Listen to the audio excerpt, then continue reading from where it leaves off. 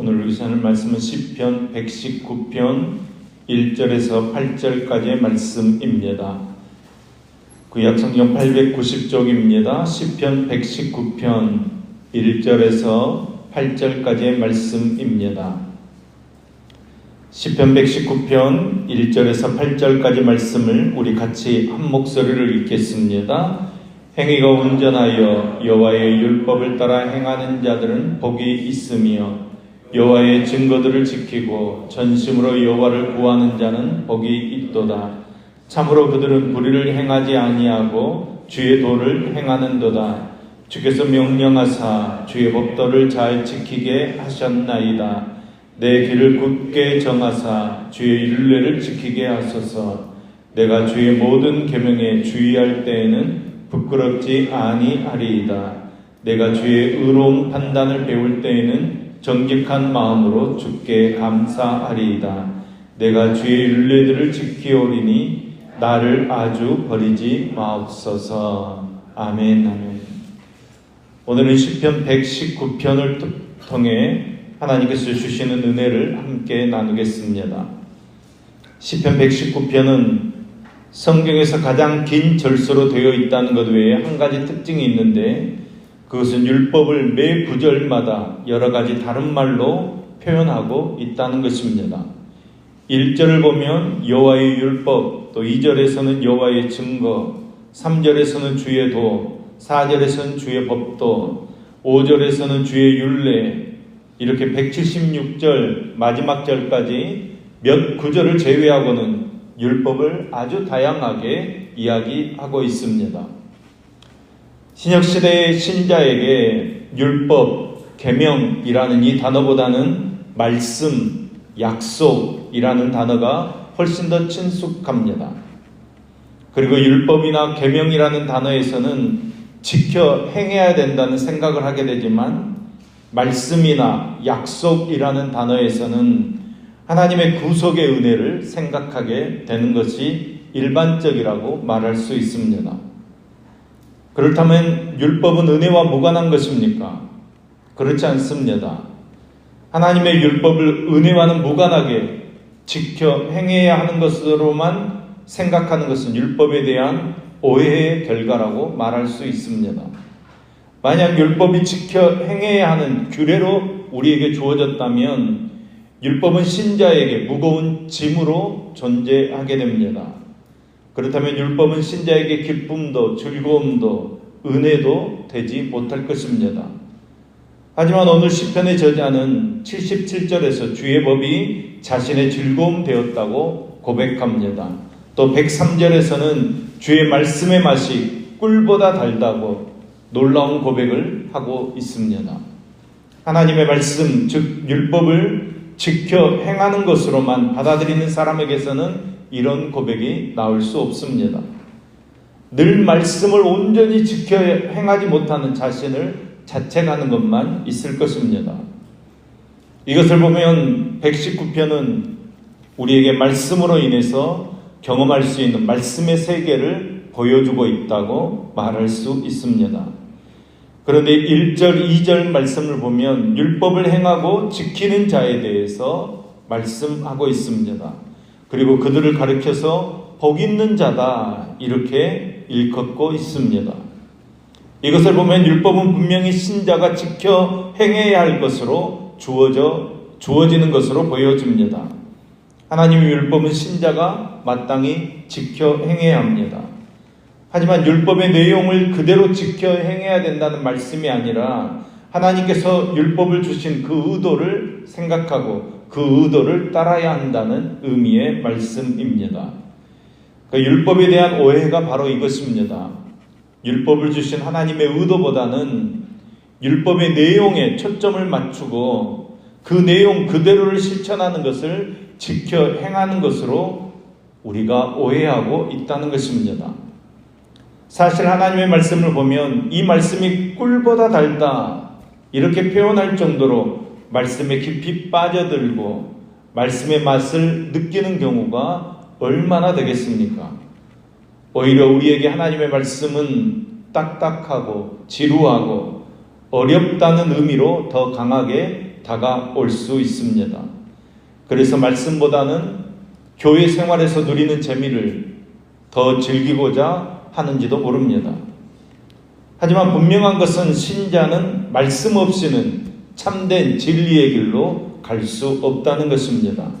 말씀이 있기 때문에 하나님 알게 되고, 하나님께서 나 같은 자에게 어떤 일을 행하셨는지, 어떤 은혜와 어떤 사랑을 베푸셨는지 말씀을 통해 알게 되는 것입니다. 이처럼 말씀을 통해서 말씀의 세계를 접하게 되면 우리도 시편 저자가 누리고 고백하는 것처럼 말씀의 세계를 접할 수 있습니다. 그래서 우리는 성령의 도움을 간구할 수밖에 없습니다. 성령님께서 우리를 말씀으로 인도해 주실 줄로 믿습니다. 율법을 지켜 행하면 복을 받는다 말씀합니다. 하지만 이 말씀대로 복을 받은 사람이 누구입니까? 율법을 지켜 행해서 복을 받은 자가 없다는 것은 누구도 하나님의 율법을 지켜 행할 수 없다는 말이 되어집니다. 이것이 율법이 드러내는 인간의 실질적인 문제입니다. 이런 의미에서 율법과 복음은 서로 연결되어 있다고 말할 수 있습니다. 복음은 우리를 하나님의 통치의 세계로 이끌어 갑니다. 하나님께서 통치하는 방식은 은혜입니다. 그러므로 하나님의 통치를 받는다는 것은 하나님의 무조건적인 은혜를 받아들이고 그 은혜를 누리며 사는 것입니다. 인간이 자신의 힘으로는 아무것도 할 수 없다는 것을 고백하고 하나님의 은혜를 붙들고 하나님의 은혜 안에 살아가는 것입니다. 그러니까 인간의 실존적인 문제는 인간의 무능력에 있습니다. 의를 이룰 수 있는 능력이 없다는 것입니다. 때문에 인간은 자력으로는 구원 얻을 수 없습니다. 선을 이루고 복을 받는 길로도 당연히 갈 수 없는 것입니다. 이러한 인간의 실존을 율법이 드러내는 것입니다. 그러니까 율법을 우리에게 주신 목적은 죄를 알게 하기 위함이라는 것입니다. 105절 말씀을 보면 주의 말씀은 내 발의 등이요 내 길의 빛이니이다 이렇게 말씀합니다. 등과 빛은 어둠 속에서 길을 가는 사람에게 꼭 필요한 것입니다. 시인은 자신을 어둠 속에 길을 걷는 자로 바라보고 있습니다. 어둠 속에서 길을 가고 있을 때 자신에게 말씀의 빛이 비추어져서 바른 길을 가도록 이 말씀이 등과 빛이 된다고 표현하고 있습니다. 그렇다면 시인이 율법을 지켜 행한다고 말하는 것은 그 내용을 하나하나 실천한다는 뜻의 이야기가 아니라 율법이 비추고 율법이 인도하는 대로 그 길을 바르게 제대로 가는 것으로 이해해야 옳을 것입니다. 따라서 행위가 온전하다는 것도 우리의 행동이 윤리나 도덕적으로 흠이 없이 완벽하다는 이야기가 아니라 율법이 인도하는 바를 따라서 바른 길을 가는 것으로 이해해야 한다는 것입니다. 그렇다면 여러분, 율법이 인도하는 바를 따라 바르게 길을 가는 것이 무엇입니까? 2절 말씀을 보면 여호와의 증거들을 지키고 전심으로 여호와를 구하는 자는 복이 있도다 이렇게 말씀합니다. 그러니까 1절과 2절 말씀을 우리가 잘 살펴보면 율법을 따라 행하는 자와 전심으로 여호와를 구하는 자가 동일하게 복 있는 사람과 연결되어져 있습니다. 즉 율법을 따라 행하는 자가 여호와를 구하는 자라는 것입니다. 그 사람이 복이 있는 사람이라는 것입니다. 그러니까 여호와께 뭔가 특별한 것을 구하는 것이 아니라 여호와를 구해야 합니다. 다른 뭔가를 원하는 것이 아니라 여호와 자체를 우리가 원해야 한다는 것입니다. 왜 그렇습니까? 여호와만이 우리의 생명이시기 때문입니다. 그러니까 율법을 통해서 자기의 불의, 자기의 죄를 깨달은 사람은 우리 여호와 아니면 생명에 이를 수 없다는 사실을 알게 되는 것입니다. 예수님 아니면 내가 구원받을 수 없다는 것을 알게 되는 것입니다. 그래서 전심으로 주를 찾게 되는 것입니다. 오늘 우리에게 가장 확실하게 나타난 주의 증거는 십자가입니다. 신자는 십자가에서 하나님의 사랑과 인자하심을 경험하게 됩니다. 이것이 나의 영원히 사는 길임을 알기 때문에 이 길로 나를 인도하시고 이 길로 나를 이끌어 주옵소서 말씀을 즐거워하게 되고 말씀을 따라가게 되는 것입니다. 그래서 그 신자는 이렇게 고백합니다. 내 소유는 이것이니 곧 주의 법도를 지킨 것이니이다. 주의 법도를 어떻게 지킵니까? 십자가를 붙잡음으로 지키게 되어지는 것입니다. 우리가 살아가는 이 시대는 모든 것이 빠른 시대입니다. 가짜가 마치 진짜인 것처럼 대접받는 시대입니다.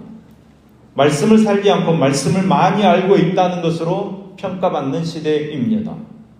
그러나 진짜와 가짜는 반드시 밝혀질 것입니다. 말씀을 살지 않고 말씀을 흉내내는 것은 오래가지 못할 것입니다.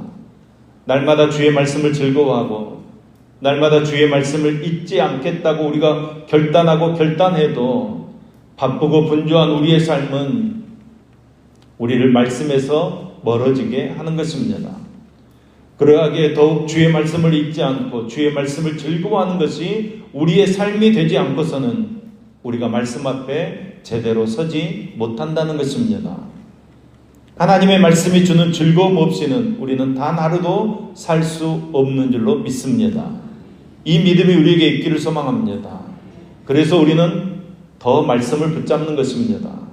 우리의 힘으로는 세상을 살 수 없으니까, 하나님의 은혜 아니면 우리는 살 수 없으니까, 말씀 아니면 우리는 이 세상을 이기며 살 수 없으니까 우리는 말씀을 붙잡고 하나님을 붙잡고 예수님을 붙잡고 성령님을 붙잡게 되는 것입니다.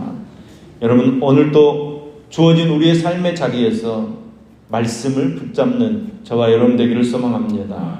말씀을 따라가며 말씀을 묵상하며 말씀이 밝혀주는 그 길을 따라 오늘도 믿음의 길에서 승리의 삶을 사는 저와 여러분 될 수 있기를 예수님의 이름으로 축복합니다. 기도하겠습니다. 하나님, 우리가 하나님의 말씀을 가까이 하기를 소망합니다. 하나님의 말씀을 통해 하나님의 음성 듣게 하여 주시옵소서.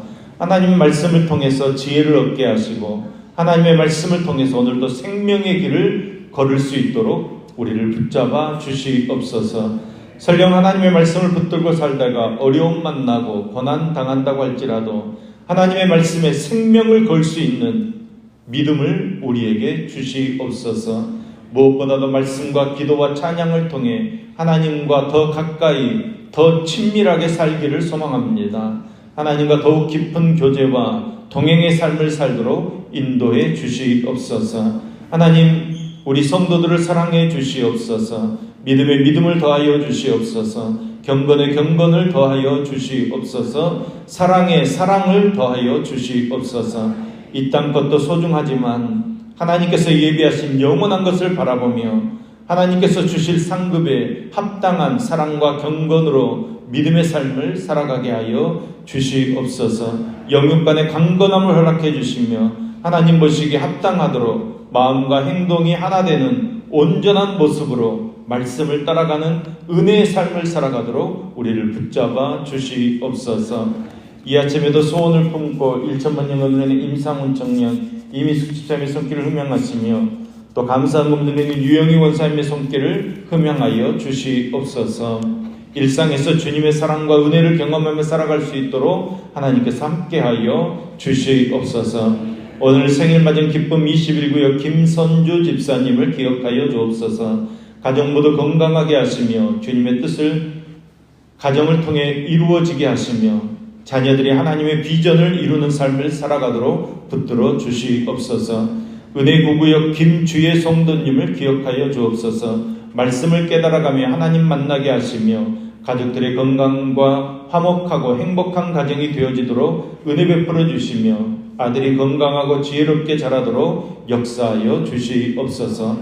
오늘도 우리가 복된 날을 시작합니다. 주님의 성령으로 충만케 하여 주시옵소서. 어떤 삶의 형편에 있든지 평안을 누리며 모든 문제 가운데서 말씀으로 승리의 삶을 살도록 인도해 주시옵소서. 청년 단기 선교팀을 붙들어 주시고 하나님 그들이 밟는 모든 땅 가운데 하나님의 역사가 일어나게 하시고 복음으로 다스리며 정복하는 삶을 살도록 주님께서 함께하여 주시옵소서. 예수님의 이름으로 기도합니다. 아멘.